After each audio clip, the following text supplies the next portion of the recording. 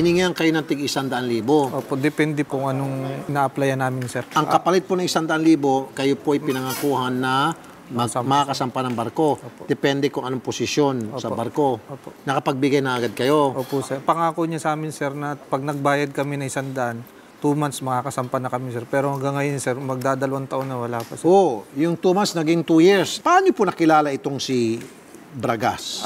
Ni-refer lang din po sa akin ng isang kaibigan ko, sir. So, lahat kayo napunta dito sa Golden Stripes Agency. Opo. Na may-ari ay si Captain Crisanto Bragas. Opo. At nakausap niyo po ito, nakaharap siya sa mismo. Personal po.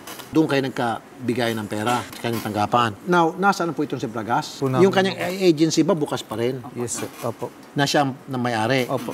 Anong sabi pag pinupunta niyo po itong agency? Sabi po, minsan nasa Mindoro, ibang lugar po siya. Hindi na makontak ng mga tao niya dun sa agency nila. Bihira daw po pumunta.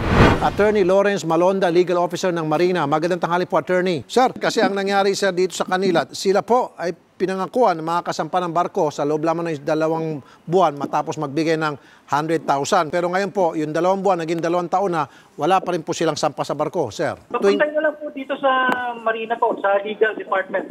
Ay, salamat. Napag-alaman din po namin, sir, sa POA, wala raw po itong permit. Kung wala pong permit siya, pwede po natin siyang sampahan ng illegal recruitment. Aha. Okay. Yung po isasampan yung illegal recruitment, pwede po tayo makitie up sa ating PNP tulad ng CIDG? Opo. CIDG or NBI po, pwede po. Ayun, sige po, kasi may contact po kami sa CIDG. I-coordinate po namin sa CIDG to in coordination with your tanggapan din, sir, para mapabilis po yung pagsampa ng criminal case. Salamat po, Attorney, Attorney Lawrence. Sige po, sige po. Ito ang gagawin natin. Pupunta muna tayo sa Marina para magsampa po ng reklamo laban dito sa agency. And then yung Marina po, POA at saka CIDG, 3 ahensya po yan ng gobyerno, sabay-sabay magtutulungan para makahon natin itong Golden Stripes, lalo na ito si Bragas. Pwede po rin matanggalan siya ng lisensya, sir. Yes, sir. Yes, sir. Lahat-lahat. Hindi lang lisensya, kulong. Kasi, narinig niyo po, sabi ng attorney, illegal recruitment. Yung pagkakatanggal sa lisensya, kumbaga, mababaw yon. Ang gawin nating objective is makulong. Sir. Illegal recruitment na agad. Diba, sir? Sige, mahigit malampas po 20 kami katao na loko niya, sir. Oh, large scale pa yan. Nga, sir. Pag large scale, edi, kung yung illegal recruitment nga, Nobel na. Eh, yan pa kay large scale, di, mas lalong baka tataas pa yung kanyang kaso. Sige, sir, sasamahan po namin kayo bukas na bukas.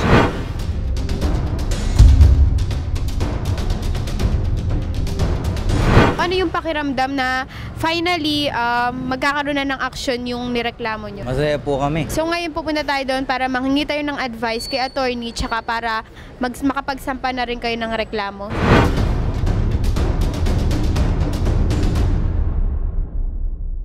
Para lang maklear tayo, no? Yung kung bakit kayo sasakay ng barko ay dahil kailangan nyo to para mabigyan kayo nung bachelors.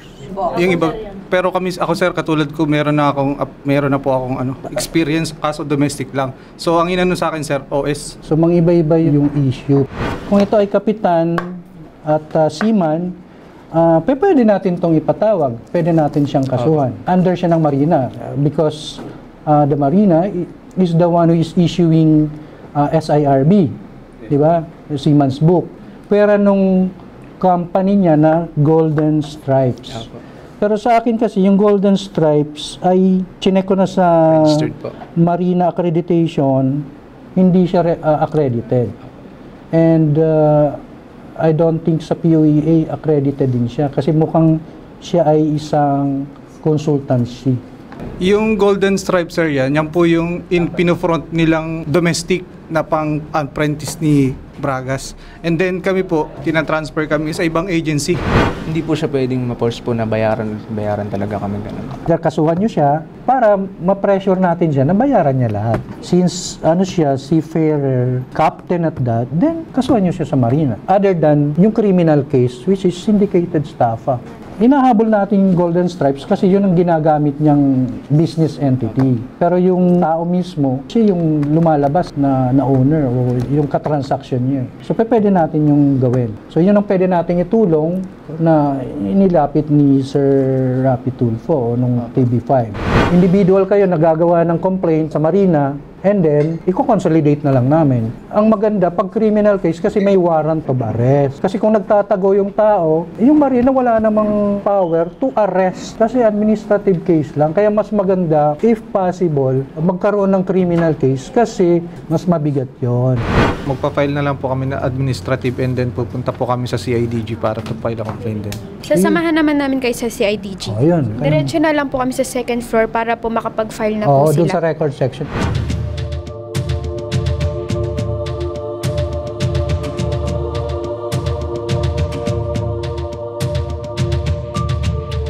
Forward na po namin dito dun sa STCW. Okay. So, nandito tayo ngayon sa Anti-Fraud and Commercial Crime Units ng CIDG para makapaghain na kayo ng reklamo laban kay Kapitan Bragas at saka sa mga agency na involved na nanloko sa inyo. So, pasok na tayo sa loob para matapos na natin yung pagpa-file ng kaso. Tara! Ang isusulat nyo rito, paano nyo nakilala? Ini-refer siya sa akin ni ganito. Noong, kailan yon? Kung kaya kayo ay nagpunta sa opisinang ito upang magsampa ng reklamo laban doon sa kay Bragas at sa kanyang kasabwat at kung sino-sino pa na naging bahagi ng panloloko sa inyo.